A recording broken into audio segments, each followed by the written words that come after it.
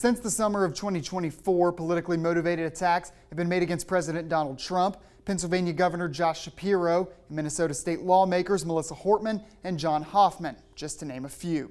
On Wednesday, political activist Charlie Kirk was assassinated during an event in Utah, marking the latest in a disturbing rise of political violence that flies in the face of what our democracy stands for. Democracy, by its nature, is supposed to be this place where no matter how deep our divisions are, we come together in a reasonable, rational, and respectful place.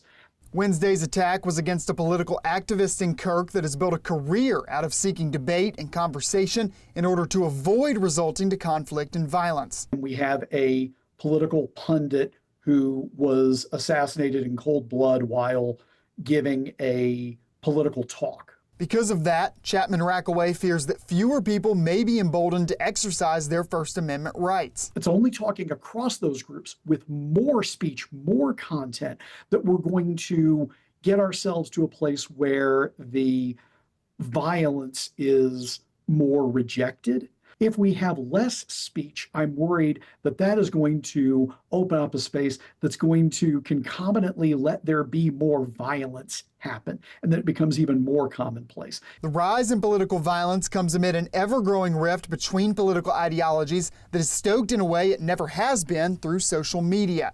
That includes the rhetoric in the immediate aftermath of Wednesday's attack, which seems to have deepened the partisan divide rather than bridge it. Those are some of the people that come out of the woodwork after events like this and say the most inflammatory stuff because social media allows them to have a platform to do so. Moving forward, Rackaway is hopeful that change can start with prominent figures from each side of the political aisle coming together in a joint condemnation of violence and a discourse that leaves more room for humanity and civility. What you hope for at this point is that we continue to have plenty of political speech, that maybe the tone of the rhetoric cools down just a little bit.